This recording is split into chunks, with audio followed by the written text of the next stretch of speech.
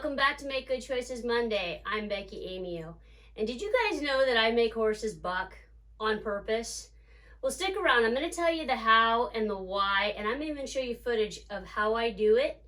So stay tuned. I'm going to get into it right now.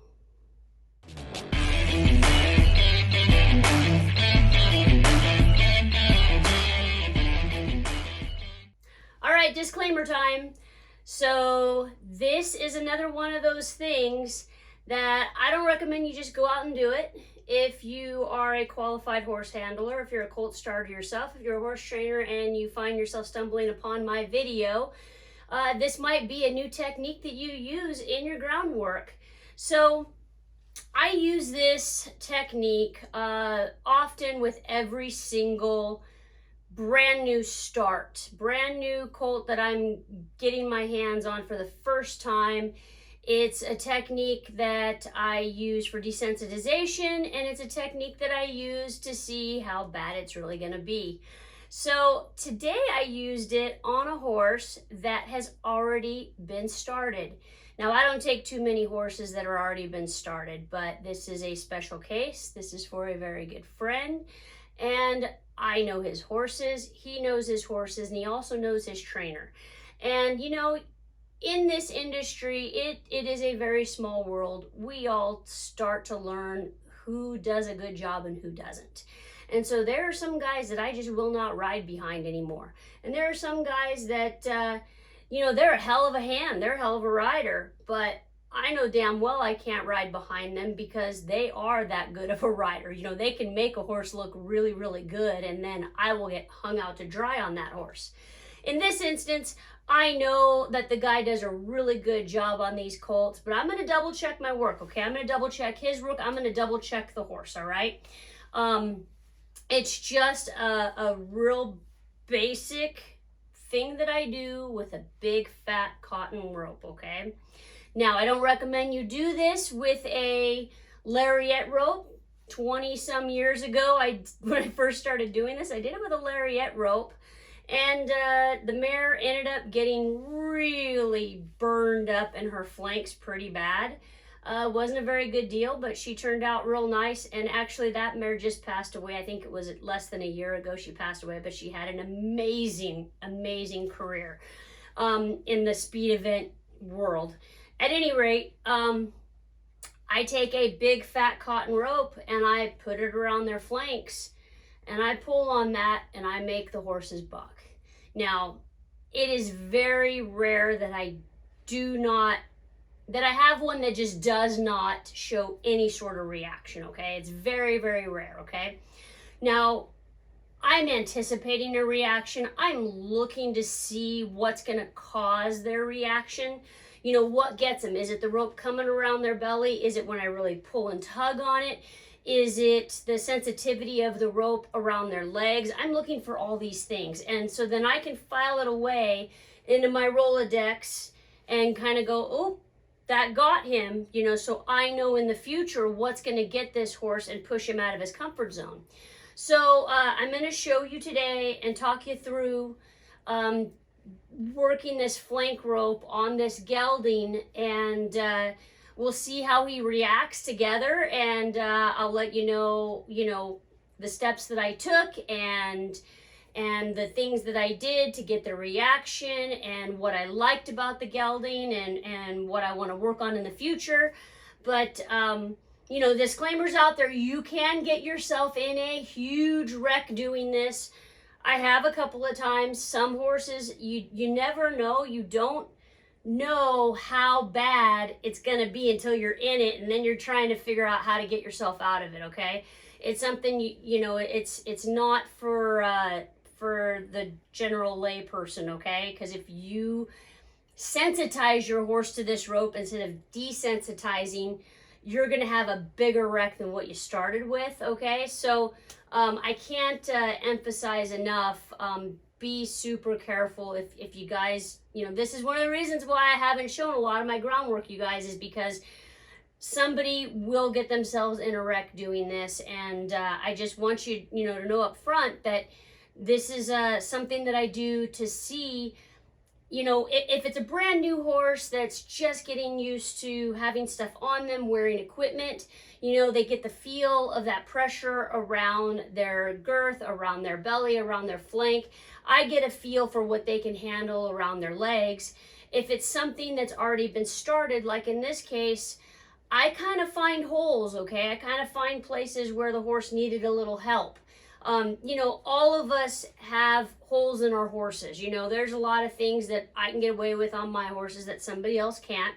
And somebody else will get on my horse or work with my horse, and they're going to find something of a hole in my horses. You know, I can tell you right now, one of the biggest holes in my horses is working on a line. I don't do a whole lot of line work on my horses. They're not going to be as responsive on a line, and the reason is because I don't like getting drug around. I'd rather turn them loose in the round pen and work it out of them that way rather than have a line on them. But anyway, let's get to the video. Let's get to the footage that I took earlier this afternoon. This is a really super nice colt that just came in for training. I'm going to have him for about 4 months, and the plan is to futurity him at a ranch horse futurity in October. Really excited to ride this guy. He's a big Palomino 3-year-old, really fancy and sharp. He's going to be a lot of fun, so let's get into it, okay? Okay, this is BT Ecstasy of Gold from B&T Performance Horses out of Litchfield, Kentucky. This is my big cotton rope. See how wide around it is? That's what helps keep it from burning a horse's body. It adds some weight, so I start by swinging it over the horse a few times. Clearly, he's had all this stuff done to him before. He doesn't really care. You know, on horses that have never had this kind of handling done, they're usually running away from the rope. So this tells me a lot already. This guy has done his homework on this horse. He's already had that done. I always reach back and pet him, keep my hands on him. You know, I kind of have all my ropes laying there on the ground. In my experience, if it's going to get ugly, it's going to get ugly, and ropes are going to go everywhere anyway. I just don't want to get tangled up in them. Now, when I first start to put that rope underneath his belly, if this were a horse that was not used to having somebody reach underneath his belly, I would bend him around like this and try to kick that hind end over. So rather than me having to reach underneath there and take a chance of getting kicked, I could step him over to a point where it's accessible for me to kind of grab that rope with my toe or reach down and get a hold of it and pick it up without being in any danger of those hind feet. And then I go ahead and wrap it through that loop, and then I'm going to send him out and around, okay? And I'm going to try to start this rope up in the front, like around where he would be cinched up. And it always starts out really loose. Now, there are some horses that as soon as they feel that on their belly, they come unglued and they break in half. Now, this colt has clearly had all this kind of stuff on him already. He's been rode quite a bit. I imagine it was somewhere between 30 and 60 days he was rode. And I'm just going to let him wear it to start. And I'm looking for him to walk, trot, and lope both directions, and I'd like him to give to pressure. Like, I'm really pulling on him right now. And he doesn't entirely understand what I'm asking for. This is kind of something that happens with horses that have already been started. You know, they're asking a lot of questions of me. You know, is this what you want me to do? You want me to do this now? I get one good kick up right there. But when they buck like that, that's rideable, okay? I just want to see how bad it's going to be. If they kick up and they keep going in a straight line and even slow down like this guy has, that is totally rideable for me. It's when they change directions, they spin around, they get that rope tangled up underneath them, behind them, they get it twisted around their legs. That's when we got to question our choices that we're making, because those horses generally do not pass the curriculum. And I know it from day one when I put this rope on them, okay? So he's starting to lower his neck and head a little bit, and he's slowing down, and I'm kind of keeping him going. I'm trying to pull on him and see if he'll give that hip over to pressure for me a little bit. And you'll see this horse ask questions like, okay, do I stop now? Look at him. He looks in and asks me, okay, am I done? Do you want me to stop? Do you want me to stop right here? And that's what's really cool about this guy. He's been asking me these questions from every time I work with him. He's always wanting to know if this is right, if this is what I want him to do. And as soon as he gets close to me, he slows down. I pet on him, I rub on him, let him know that that's what I was looking for. I wanted him to stop. Ideally, I want them to stop on their own. That gives me a little bit better feeling about, if something were to happen when we're out in the pasture, this guy's going to stop, right? He might stop for me. Now, when I tried to change directions, my rope didn't come around the hind legs properly, so it's coming around almost underneath his tail. And you know what? It's okay. We'll go with it, because you know what? What's going to happen is someday this horse is going to be in a branding pen, and he's going to have a rope that comes up around his butt like that, and I don't want him to break in two. If he would have broken two just now, I could have filed that in my Rolodex and thought, okay, I need to, adjust my training and start desensitizing for that. But instead, he really doesn't care that this rope is coming around his butt like that. And I'm going to have to eventually stop him and fix everything, but I'm going to let him keep going around for a little bit, work him down just a little bit more. And that's the other thing too. This horse has already been worked, because this is kind of the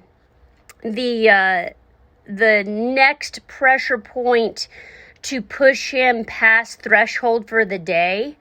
I have already worked with him on all the stuff that he knows, okay? Do you guys follow me? Whenever I add something new to the program to push a horse past threshold, that's going to be the last thing I do for the day after they've already worked through all of their other stuff, okay? I don't just throw that at them from the get-go, okay? He's already done his groundwork. So I got him to face up to me. He got quiet. I pet on him, and I'm trying to swing this rope around so it doesn't, so I can get it in front of those hind legs. I'm going to have to step him over. He lets me manipulate him. If you're doing this with a horse that's never been handled before, you make darn sure that you can manipulate that body a little bit. You got to be able to back them up in hand, move them over and stuff, because, if you have one that does have a complete come apart with this, it is hell trying to get that rope off of them. It doesn't come off of them real easy. And this thing ends up falling off of them. And sometimes if it falls off of them just like this and it gets tangled up in their legs, that'll get them to buck and kick as well. I didn't get much reaction there. Sometimes I can get it around one hind leg, and then I get to work with them on that as well. But in this case, I didn't. So he stopped as soon as it was done. And that was kind of the reward, and it wasn't exactly how I'd planned it, but I'm going to stick it back on him again. I feel pretty confident about reaching under him at this point, and I'm going to go ahead and work him through this side again. And now that I have the rope on the correct side, and he wants to stand there, be really good for the whole deal. He really doesn't care he's not scared by it, He just really doesn't totally understand what I'm asking of him. And we can tell that by how much he's looking at me and slow down, speed up, and look at me and occasionally stop. So now I put some weight behind it. I get him to kick up a little bit, and look at where the rope is around him. It's around like the area where the back cinch would be. It's not necessarily in his flank, okay? So that's kind of a hole, it's gonna bother him a little bit. So I just file that in my Rolodex that, a back cinch, when you tighten it up and you're dragging something on him, that might bother him down the road, okay? So be careful of that. And, this is also his other side. This is a stronger side for him, or it's a weaker side. It could be looked at both directions. They tend to act out on a weaker side because it is weaker. They don't have as good a balance, or they act out on their stronger side because they are that much stronger. It's all perspective, right? There's two different ways to look at it. I kind of find that we have to do everything on both sides, because sometimes they don't show us.